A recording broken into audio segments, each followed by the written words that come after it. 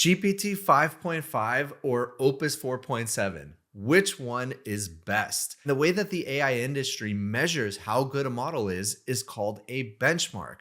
But most benchmarks don't reflect real world usage of the models, especially when it comes to coding. And it just seems like every single week, there's a new best model across the board of benchmarks, and it never quite lines up with reality. People wait for the vibe check, and that seems to be much more in line with what DeepSWE is measuring. And if you like videos like this where I talk about the AI industry and the more technical side of things, like this video, subscribe to the channel. It really does help. Thank you in advance. So DeepSWE is a long horizon software engineering benchmark that delivers 4 major advances over today's public benchmarks. And this is by a company, I've actually never heard of them, DataCurve.ai. Now you're definitely going to hear about them because this benchmark is going viral. So number 1 is contamination free. Tasks are written from scratch, not adapted from existing commits or PRs, so no model has seen the solution during pre-training. This is an important one because a lot of benchmarks will just take either commits from GitHub, public commits, or they're going to take public issues from GitHub. And in both cases, since all of it is public, there is a high likelihood that the models are trained on those specific issues and specific commits, so they kind of already know the answer. But in this case, they handcrafted every single one of the questions, and it is not shared publicly as far as I can tell. Next, high diversity takes span of broad pool of 91 repositories across 5 languages. So it is not just about Python. It is not just about a handful of the biggest repositories on the planet. This is actually a wide range of different languages and different code types, code architectures. Then next, real world complexity. Prompts are half the length of SWE Pros, yet solutions require 5.5 times more code and 2 times more output tokens. Now, this is super important because if you're like me, you're not giving your model, your coding model, extensive prompts explaining exactly where to find something, what the problem is, tests that you've already run against it, failure cases you know about. If you're anything like me, you're typing fix it, and that's it. So not only are the prompts much shorter than SWE, the solutions require more code and more output tokens. And that's really important. So it's a much better test of what the model is actually doing. It is a much better test of if the model is writing good code or not how well you can explain the problem to the model. And then next, reliable verification. This was stunning. They were able to reduce the false positives and the false negatives substantially, and I'll show you that later in the video. They specifically call out SWE Pro, which is kind of the gold standard of benchmarks for coding right now. Existing benchmarks fall short. SWE Pro, the leading agentic coding benchmark, has tasks averaging just 120 lines of code to solve, and our audit found its verifier misgrades agent outputs at rates of 8% false positives and 24% false negatives, which means the verifier, to verify whether the solution presented by the model is right, it thought it got it right and it was actually wrong, or it got it wrong and thought it was right. And obviously that's quite bad. Okay, but here's what matters. This is the actual leaderboard. And as you can see, GPT 5.5 extra high is absolutely dominating. Okay, this is different from everything else that we've seen. All the other benchmarks which show Opus 4.7 and GPT 5.5 effectively around the same score. Here, we are seeing a 15 plus point difference between GPT 5.5 and Opus 4.7. That is substantial, and all the engineers that I've been speaking to praise GPT 5.5 as this massive improvement over previous models and even a massive improvement over Opus 4.7. Now, I'm a big Opus fan.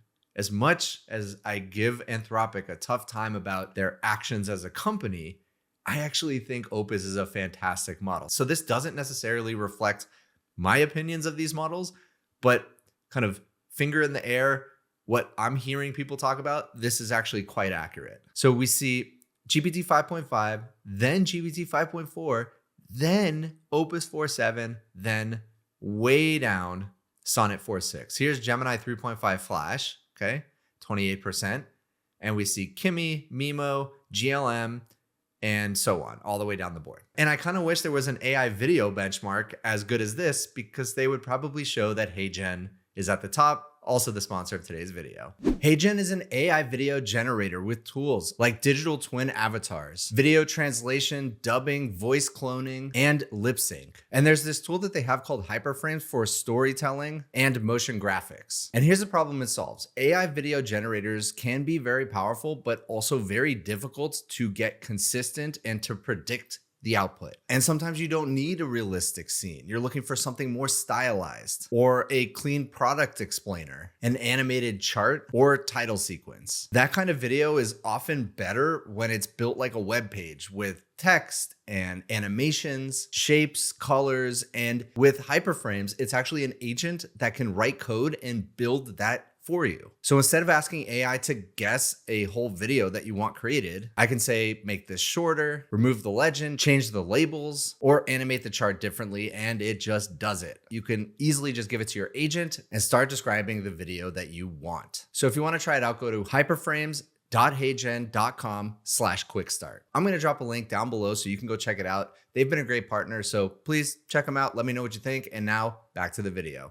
So let's go back to how this benchmark actually prompts the model, because I think this is a really important innovation that they had here. DeepSWE prompts are aligned with the way developers talk to their agents, behavior focused, short, and free of large interface definition blocks.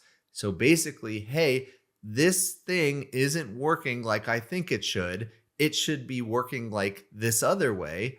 Go fix it, rather than overly verbose and prescriptive. So rather than saying, hey, this code block isn't right, it should actually be this other way of writing the code. It's describing the overall behavior of the application or the front end, whatever it is, instead of the very prescriptive way that benchmarks have been testing. Agents must discover where and how to implement the change, so a substantial share of the capabilities being evaluated involve end-to-end exploration instead of just the execution of an overspecified engineering task. And that is how engineers are using agentic coders today. They are not overspecifying anymore. In fact, quite a lot of the recommendations that I've been hearing is don't specify. Don't tell the agent how to solve the problem. Tell the agent what you want solved. Tell them the behavior you're looking for and let the model solve it any which way it likes. Here we can also see it has broad repository coverage, 113 tasks spanning 91 active open source repositories across 5 languages: TypeScript, Go, Python, JavaScript, and Rust. Sampling at this scale makes DeepSWE a much stronger proxy for the real-world utilities of coding agents. And next, since the benchmark isn't specifically testing against public commits and public issues, public GitHub issues, it is testing problem solving, not recall. Every DeepSWE task is original. The reference solution is written from scratch rather than copied or adapted from an existing pull request, commit, or public patch. Some tasks are obviously motivated by unresolved GitHub issues, but the fix itself is new. Next, the verifiers reward correctness across many valid implementations. So if you're not familiar with a verifier, it is exactly like what it sounds like. It basically tests if the solution that the model gave is correct. It doesn't need to be syntactically identical, and it doesn't need to be identical at all, but it needs to be able to be verified that it fixes the solution proposed by the specific problem. So the verifier should approximate the task behavioral specification. It should determine whether the submitted code implements the requested change while remaining agnostic to the particular implementation strategy, which also means it has a much lower false positive and false negative rate. In fact, quite substantially lower. Here we go. DeepSWE verifiers align more closely with real task success. Here's SWEbench Pro, 8.5% false positive rate, which means verifier accepted a wrong implementation, versus a 0.3% for DeepSWE. Same with false negative, 24% on SWEbench Pro versus 1.1% false negative rate for DeepSWE. That is, verifier rejected a correct implementation. I can't believe that happens 24% of the time for SWEbench Pro. All right, so how did they actually choose the repos? So they must be public, actively maintained, and hold at least 500 GitHub stars, and be released under a permissive open source license. They focused on a handful of languages, including TypeScript, JavaScript, Python, Go, and Rust. And for the task construction, each task ships with 3 artifacts: the prompt, an executable verifier that grades the result, and a reference solution used during review. Now, they use a custom harness called DeepSWE Agent, which is the harness that the DeepSWE bench authors built.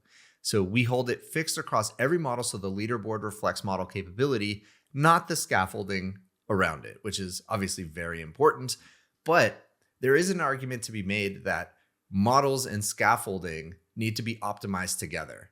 So the fact that Opus 4.7 isn't being tested against Claude Code could actually be a detriment to its score. But maybe that's actually a strong signal about the power of the model and less so the power of the harness. But for me, I think my intuition says it's good to test the model and the harness together. Now, here is what is crazy. Claude models, so Opus 4.7, is not only more expensive than GPT 5.5, kind of from a cost per million output tokens, but also the amount of tokens used to solve the problem seems to be multiple times higher for Opus 4.7. Look at this. So here's Claude Opus 4.7, and the median output tokens for a solution is 60,000 with DeepSWE Agent. Now compare that to GPT 5.5 at 16,000. Now, actually, what's interesting is within the harness of Claude Code, the Opus 4.7 output tokens, median output tokens, goes down by about 10,000. And then in Codex, as compared to DeepSWE Agent with GPT 5.5, it actually goes up by 10,000. So Codex uses more tokens. Very interesting. Now here's where it gets even more interesting and why I think this benchmark is so compelling. If all of the models kind of congregate around a similar score, it's not very helpful. We want to see big disparities between scores because then that tells us which model is actually better and which ones are not. And so here's DeepSWE Pro, and you can see that they're, relatively close in score, all within about 30 points. Whereas for DeepSWE, we have a top score of 70% for GPT 5.5. And look at this, a score of 0% for Claude Haiku 4.5. You can just see, kind of looking from the left side to how it looks on the right side, there's a much bigger spread of scores with DeepSWE. There's a few more graphs I want to show off. One is score versus output tokens. So the y-axis is the score, that is the pass rate. And then on the x-axis, we see the number of tokens. Now, what's surprising is Gemini 3.5 Flash uses a tremendous amount of tokens. I mean, it's all the way up here at 150,000 tokens per trial. Here's Opus 4.7 at 97,000. And GPT 5.5 at 47,000. So not only the highest, but also the cheapest of those 3 models that I mentioned. Really the perfect place you want to be. You want to be as high and as right on this chart. Then we have wall clock. So again, higher and to the right is better. It means less time and higher score. And we can see GPT 5.5 still sitting at a high score, same as the last chart. But the wall clock duration per trial is 20 minutes. We could see Gemini 3.5 Flash coming in at 15 minutes, which I would have expected it to be a lot lower given that it's a Flash family of models and it's supposed to be really fast. Here we can see Claude Opus 4.7 coming in at 37 minutes. So it's not only not as high of a score, but it also takes more time per trial. And then cost. This is where it really becomes embarrassing for Anthropic. Here we have GPT 5.5, again, 70%, but a cost per trial of $5.80. Look at this. Claude Opus 4.7 coming in at nearly 3 times as expensive on a cost per trial basis at $16. Here, Gemini 3.5 Flash coming in right about the same price, but less than half of the overall score. So GPT 5.5 is really looking good on DeepSWE, kind of end to end. It is looking like the best model by far. And what they also test for is how the models are actually failing the tests. And this is quite interesting, although I'm not going to get too deep into it. And by the way, if you want to explore this chart, I'll drop the link down below. All right, so a few behavioral things that they learned about models through this benchmark. Number 1, Claude is forgetful with multi-part prompts. Claude configurations misstated requirements more than any other family, and there is a recurring shape behind it. DeepSWE prompts frequently enumerate parallel behaviors like support both sync and async, or support both line comments and block comments.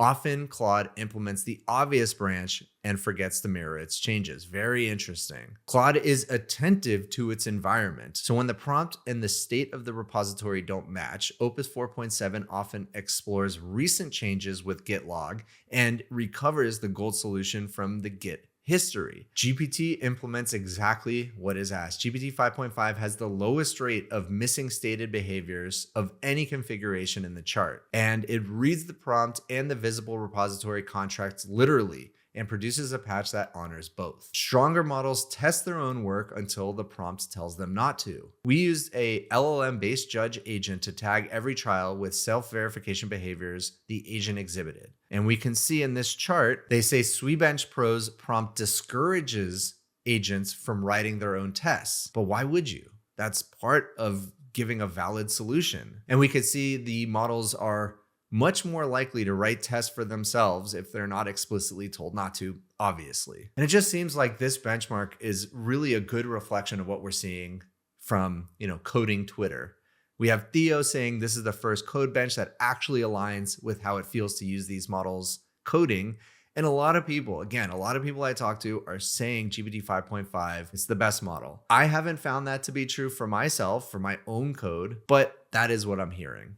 And so it's nice to have a new benchmark that reflects at least what we're hearing in the Twitter sphere. And the one thing missing from this benchmark and all the charts is Composer 2.5, which I just made a video about, that it happens to probably be the best model on the planet in terms of price to performance. Here's a full breakdown video of that right here. Go watch it.